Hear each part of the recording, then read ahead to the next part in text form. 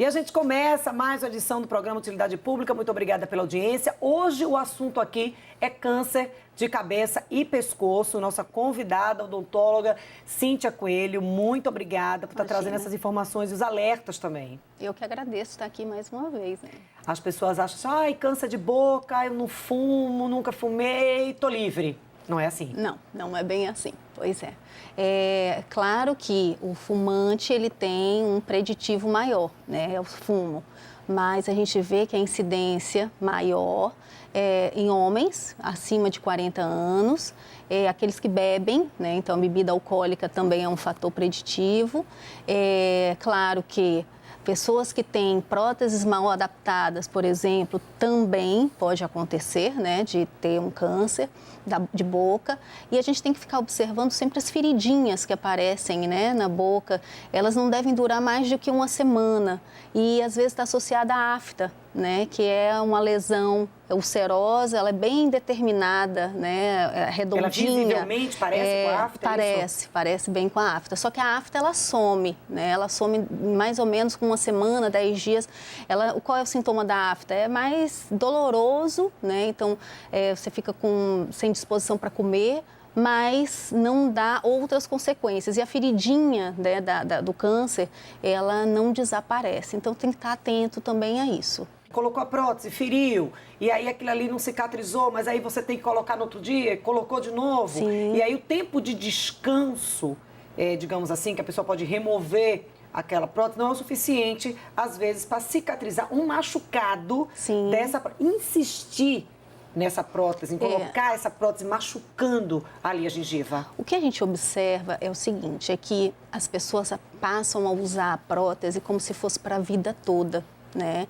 Então, tudo tem um tempo de uso, né? Então, a nossa blusa tem um tempo de uso, a calça, tudo tem um tempo de uso, o nosso carro. E a prótese é assim também, né? Então, a gente diz em média 5 anos.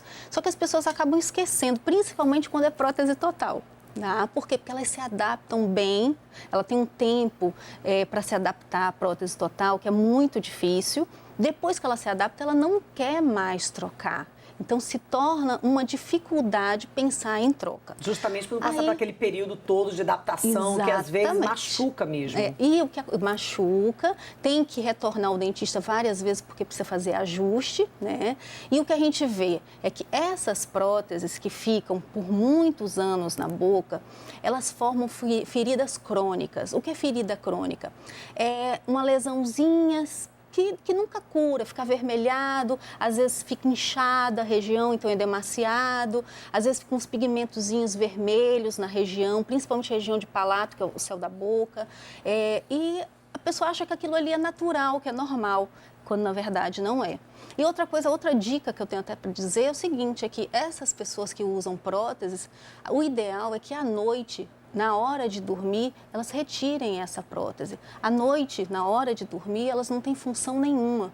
Você não vai sorrir para ninguém, você não vai comer nada. Então, você descansa os músculos da boca nessa hora. Até porque modifica ali com a utilização da prótese, sim, né? Sem dúvida. Claro que no outro dia, por ter deixado o músculo mais afrouxado ali da boca, é claro que a pessoa vai sentir uma certa diferença em colocar. Mas não dura meia hora. Meia hora depois você colocou, você já está bem adaptado de novo. Mas o ideal é tirar. E não ficar usando o tempo todo. E não correr da prótese, né? Porque tem gente que corre da prótese justamente para não ter que passar por isso tudo. Sim. E aí falta um dente, aquilo ali compromete, inclusive a mastigação, e aí é uma bola de neve. Um efeito em cadeia, com certeza, tá? Então, o que a gente vê também é isso, muita gente não querendo usar a prótese, principalmente quando a estética, né? Então, você está sorrindo, não está aparecendo nada, está tudo bem. Então, se a estética não interfere, as pessoas não se importam e acabam ficando ali com aquela falha. Só que essa falha, como você disse, é um efeito em cadeia, porque a pessoa passa a não mastigar direito, e eu sempre gosto de usar essa frase. A nossa saúde começa pela boca, sem dúvida nenhuma começa pela boca. Então, se você não mastiga direito o alimento, o que vai acontecer? Todo o resto, né, a degradação ali do estomacal também não vai ser boa, o intestinal também não vai ser boa.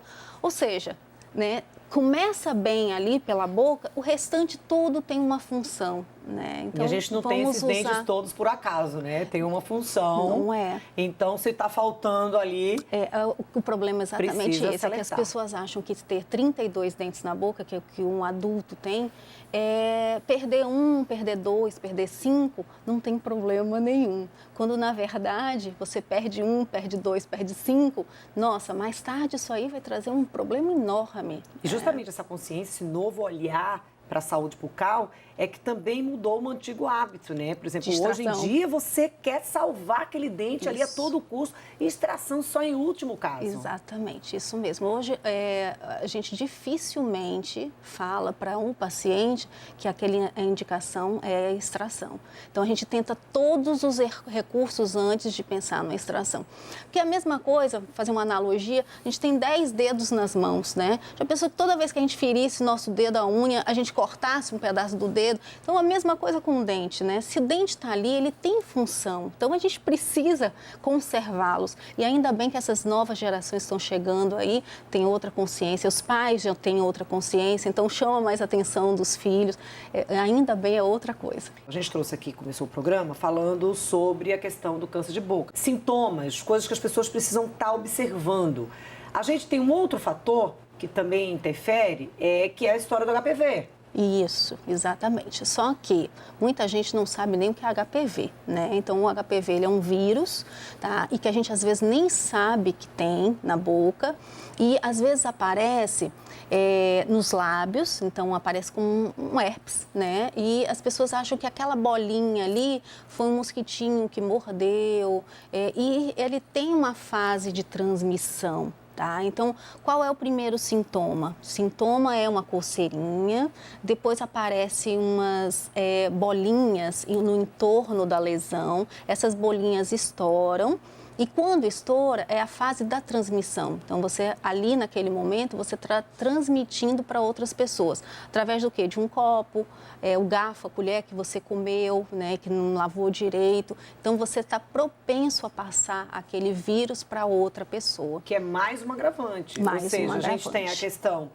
da ferida mesmo, que tem um agravante que a senhora trouxe, do consumo de bebidas alcoólicas e do cigarro. Isso. A gente tem a herpes, que é o que trouxe. E tem também a história do HPV. Isso. Ou seja, a gente tem várias coisas ali se unindo, convergindo para o problema do câncer de boca. Isso, exatamente. exatamente. E que, assim, é por isso não que dá para hoje as pessoas ignorarem. Eles chamam a atenção através dessas campanhas, né? Então, esse Julho Verde foi chamando a atenção do câncer de cabeça e pescoço, sim. A senhora acredita que as pessoas elas estão mais conscientes, buscando Sim. a prevenção? Ou ainda aquela velha história se repetindo, as pessoas só buscarem, olha, não, isso aqui é uma afta, e acho que eu comi alguma coisa, afetou meu estômago, e aí causou uma feridinha na boca. As pessoas vão agora tardiamente ou ainda estão... O que eu acho é assim, eu acho que sim, que há um cuidado melhor hoje em dia, mas claro que ainda existe essa categoria aí que você falou, sem dúvida nenhuma, mais homens, né? Hoje a gente vê que a incidência maior, como eu tinha dito antes, é de homem, e homem ainda tem o seguinte, né? A mulher ela é mais cuidadosa, então se ela percebe alguma coisa de diferente, ela basicamente procura logo um médico para dar uma olhada, ver qual é o problema. O homem já nem tanto. Eu acho que muitas vezes a mulher que chama, bora, vamos fazer um check-up, e talvez por isso a incidência seja maior, né, com o homem. A gente vai continuar esse bate-papo daqui a pouco, doutora Okay. Cíntia. A gente vai ao intervalo e no próximo bloco a gente vai estar trazendo, gente, também, olha, o resultado dessa falta de cuidado, tá certo? De aparecer ali uma feridinha e você, olha, deixei pra lá, deve ser uma afta, aquilo ali insiste mais uma semana, 15 dias, um mês. Isso aí pode te trazer uma tremenda dor de cabeça, sofrimento, tá certo? Porque pode se desenvolver um câncer e a gente também vai estar falando de um tratamento aliado à quimioterapia, à radioterapia, que é a laser terapia daqui a pouco.